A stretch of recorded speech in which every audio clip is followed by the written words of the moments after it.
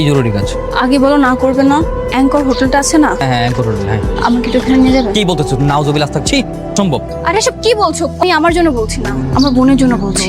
ওর বয়ফ্রেন্ডের সাথে নাকি ওইখানে পালিয়ে উঠেছে। আমি ওইখানে ওকে জাস্ট একটা ব্যাগ দিতে যাবো, মানে এই ব্যাগটা দিতে যাবো। স্যার জানতে পারলে আমার পুরো মেরেই ফেলবে। আমি স্যারকে এখনই ফোন দিয়ে সব জানিয়ে দিচ্ছি। কি করছো পাগলের মতো? আমাকে কিছু বলো না, আমি আমার বোনকে অনেক ভালোবাসি। ও একটা হেল্প চেয়েছে, যাবো ব্যাগটা দিয়ে চলে আসবো। আচ্ছা ঠিক আছে যাবো, কিন্তু রিসিপশন পর্যন্তই যাবো, এর বেশি যেতে পারবো না। শুনে গেলে তো কোনো লাভ হবে না। নাকি খাতাতে কোনো নামই লেখায়। সেই ম্যানেজারকে নাকি এক্সট্রা ভাবে কিছু টাকা দিয়ে ওর আলাদা করে একটা রুম নিয়েছে।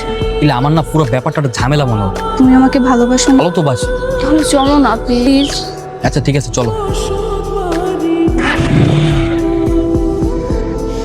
আসসালামু আলাইকুম। হ্যাঁ জি ওয়ালাইকুম আসসালাম। তাহলে কি রুম অ্যাভেলেবেল আছে? জি স্যার। আপনারা কি বিবাহিত? হ্যাঁ আমরা বিবাহিত না। আরে এটা প্রিন্সিপাল স্যারের মেয়ে না? আপনাদের বিয়ের কাগজ আছে? হ্যাঁ অবশ্যই। কাগজ গেল কই? আমি আসার সময় রাস্তায় বিয়ের কাগজটা ফেলে চলে আসছি, পড়ে গেছে কোন ভাবে হয়। আগে উপরে যাই, তিনতলায় গিয়ে রুমগুলো দেখি, আমাদের যদি পছন্দ হয় তারপর না হয় আমাদের ম্যারেজ সার্টিফিকেট যত কাগজপত্র যা কিছু আছে সবকিছু দেবো। আর আমাদের কাছে কাগজপত্র থাকবে না। ঠিক আছে স্যার। এই যে বারেক আপনাদের রুমগুলো দেখিয়ে দিচ্ছি। আমার মেয়ে হয়ে তুই হোটেলে গিয়েছিলি? মানে বাবা তুমি সব কি বলছো? হোটেলে গিয়েছিলি কিনা? আমি হোটেলে কেন যাব? তাহলে কে গিয়েছিল হোটেলে? বাবা সালমান ভাই নিয়ে গিয়েছিল, আমি যাইনি। কিরে কার ফোন? সময় স্যার ফোন দিয়েছে। Hello sir.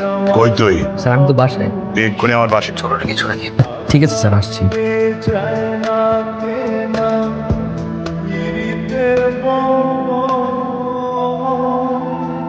তুই এনাকে নিয়ে হোটেলে গিয়েছিলি?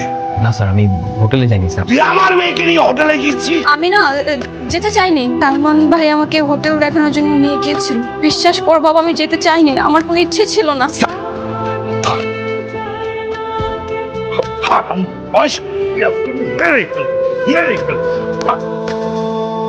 তোকে কিচ্ছু হবে, তোকে আরো মারা উচিত। তোকে আসলে জনগণের সামনে মারা উচিত। ঠিকই বলছেন, সবার সঙ্গে মারলেই ভাবতেছি কোনো সমস্যা নেই স্যার। আমি আমার এই মায়ের আঘাত নিয়ে আসছি, যেমন বেশি করতে রাজি আছি। আসি স্যার।